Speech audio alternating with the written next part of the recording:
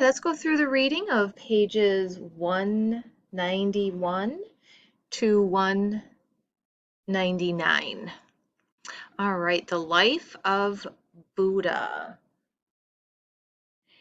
In the 5th century BC, while Confucius was teaching in China and people were listening to the tales from the Ramayana in India, another wise teacher attracted followers in India. This young man started by asking some of the same questions that Confucius and many Hindus were asking.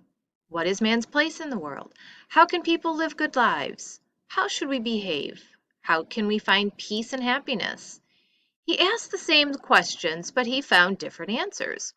This teacher began life with the name Siddhartha Gautama, but he is known to the world as the Buddha, which means the enlightened one. His ideas and the path he set forth are known as Buddhism. Buddhism began in India at a time when most people were practicing early forms of Hinduism, and the two faiths share some important beliefs. Most Buddhists, like Hindus, believe in the idea of repeated rebirth or reincarnation. They believe that after a person dies, his self is born again in another body. He might be reborn as a person.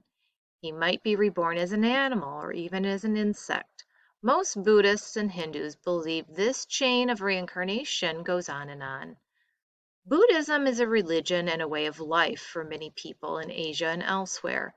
There are more than 360 million Buddhists in the world today. On the map on page 192, note the countries where Buddhism is frequently practiced and those in which Buddhism has strongly influenced culture. And here's some pictures of um, statues of Buddha. And then if we take a look at page 192 in the map, okay, so you've got countries with Buddhist majority, so Mongolia, Japan, and then these countries down here. And then countries with large Buddhist minorities, okay, and then countries with small Buddhist population but strong Buddhist cultural influence. So Buddhist cultural influence was greatly widespread, but it wasn't necessarily practiced. Where in India, we've got Hinduism and Confucianism was more in China, but a lot of those kind of overlapped. All right, let's take a look at the story of Buddha. The story of Buddhism begins in the foothills of the Himalaya around 500 BC, near the sacred Ganges River. In a tiny kingdom in northern India, a young prince was born. The child was named Siddhartha Gautama. Siddhartha was no ordinary boy. He was a Hindu and a member of the noble or warrior caste.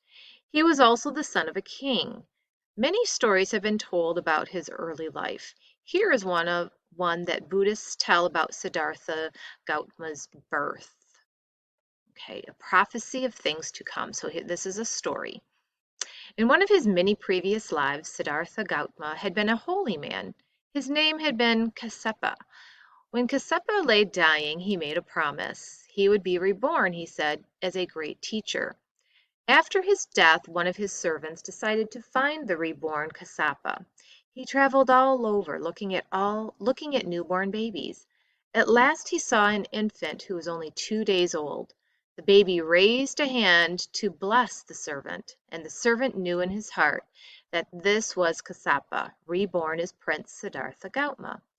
Then the faithful servant spoke to Siddhartha's mother and father, the king and queen.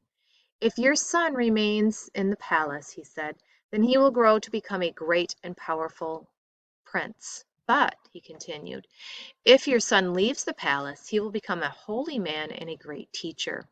He will give up all his power and wealth and travel to seek the truth about life. Men will remember his name forever." Siddhartha's father, the king, grew very worried when he heard this prophecy. He wanted his son to rule his kingdom someday. How could his son give up wealth and power? The king ordered that no one should ever tell Siddhartha what the servant had said. Gautama, who learned to be a prince, not only a holy man, not a holy man or teacher. He would have everything he wanted. No sick people or poor people would be allowed to come near the palace, and Siddhartha would never see anything unpleasant or unhappy. And so to the palace the king brought the finest musicians to play their most beautiful music day and night. Prince Siddhartha had the softest silks to sleep on and the tastiest foods to eat. Everywhere he walked around the palace gardens, there were lush gardens palace grounds, there were lush gardens full of sweet smelling, brightly colored flowers and wide, clear pools. But around the gardens, around the entire palace, there was a thick, high wall. The king built the wall so that his son would never see the pain, sickness, or suffering that happens to all other people. And for many years, Siddhartha never looked over the wall or left the palace. If the king had his way, Siddhartha Gautama would never want to give up his luxurious life in the palace. All right, so that's that story. So, Prince Siddhartha Gautama led a comfortable life in his father's palace. He had many servants and everything he wanted. Of course, Siddhartha had to go through some hard training. He studied languages, poetry, science, and math, and excelled at all he undertook. He had to learn to ride, drive a chariot, and use a bow. After all, the son of a king had to be a skilled warrior. He also had to learn to rule a kingdom. At that time, most Indians were Hindus and worshipped Brahma, Vishnu, and Shiva, among other gods. Siddhartha Gautama was raised as a Hindu. He was taught that every living thing had an eternal self. Even animals and insects had selves, just as men did, so a person had to be kind to every living thing.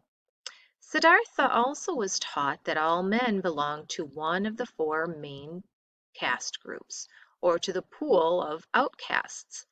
As a boy, Siddhartha never had to wonder what he would be when he grew up. His destiny was clear. He would become king. As a member of the Kashira, the noble caste, he would marry a Kashira girl, and their children would be Kashiras raised in the palace. Siddhartha learned how to be a good prince and follow the rules of his caste. If he followed them, he might be reborn as a Brahmin in his next life. Like everyone else, Siddhartha learned to respect the Brahmins. Everyone was supposed to serve and obey them. Only the Brahmins knew how to perform Sanskrit rituals for the high gods and how to bless the fields and flocks. If a man wanted a good harvest, he might pay a Brahmin to say the right prayers. If the river flooded, a Brahmin could appeal to the gods to stop the flood. As you can imagine, the Brahmins became very powerful. Meanwhile, people in the lower castes often lived very hard lives. They could only hope that if they obeyed the Brahmins, they might someday be reborn into a higher caste. These things didn't trouble young Siddhartha because he didn't know how the poor lived and suffered. His father had filled his childhood only with pleasant things. When the prince grew up and married and had his own son, he still enjoyed an easy life. Suddenly, something happened to change the young prince's life forever. While there are different stories of what happened, here follows one of the often told accounts that Buddhists relate about the great change in Siddhartha Gautama's life. Okay, Siddhartha Gautama begins his search. In the comfortable palace of his father, the king, Prince Siddhartha Gautama had grown up sheltered from all illness, poverty, and pain. He had never heard the old servant's prophecy that he would someday be a great teacher. He did not remember his past lives. In the 29 years of his life so far, he had never once seen suffering or death. Prince Siddhartha grew up an intelligent, kind, and generous young man, but he was troubled in his heart. He loved his father, enjoyed his friends, and had everything his heart desired. At times, however, as he wandered alone through the beautiful palace gardens, he felt care descend like a weight upon his heart. In these moments, he knew that though he should be happy, he was not. And as he pondered why this should be, he felt still more troubled. More and more his mind wandered to the world outside the high palace walls. One day he asked his father, "What is outside the palace walls?" "There is nothing for you to see out there," his father answered. "Stay here in the palace, love your wife and son, eat the good food and ride your fine horses. Enjoy the music and poetry." But Prince Siddhartha kept asking, and finally the king agreed to let him go out and see the city. First, however, the king secretly went to Siddhartha's chariot driver and told him to stay only in the streets near the palace. The king ordered all of these streets swept and the fronts of buildings cleaned and decorated. He told his subjects to hide all sick people and old people so that Siddhartha Gautama would not see them. Then finally he allowed his son to go out. As Siddhartha Gautama rode forth in the chariot, he was at first delighted. "The city is as beautiful as my palace," he exclaimed. "How wonderful it must be to live here! How happy these people are!" But as his chariot turned a corner, Siddhartha Gautama saw an old man with long gray hair, wearing torn, dirty rags. His skin was wrinkled, his eyes were dripping, and he had no teeth. Slowly the old man dragged himself along the road with the help of two sticks. "What is that?" Prince Siddhartha asked the chariot driver. "That cannot be a man. Why is he all wrinkled? Why is his hair gray instead of black like mine? What is wrong with his eyes? Why doesn't he have any teeth? Tell me, what is this that I see?"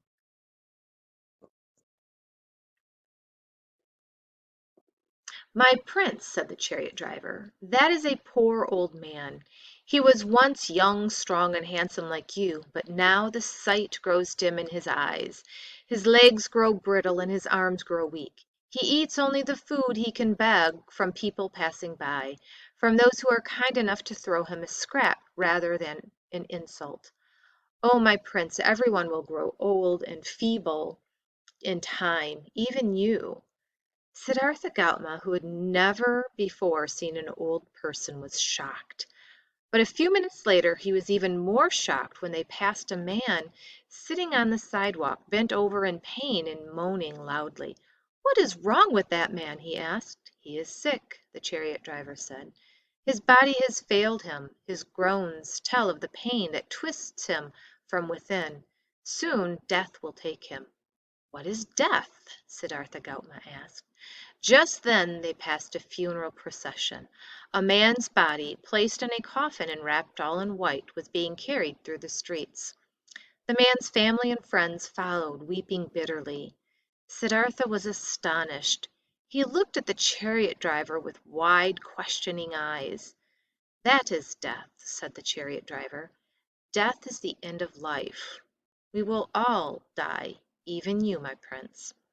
Siddhartha gasped, and then lapsed into a troubled silence. As they drove on, they left the city and came to the countryside. There, sitting under a tree, was a man dressed in a ragged robe, thin and pale, but with a serene expression on his face. "Who is that man?" asked Siddhartha Gautama. "Why does he look so peaceful? Does he not know about sickness, old age, suffering, and death?" "Yes, he knows," replied the chariot driver.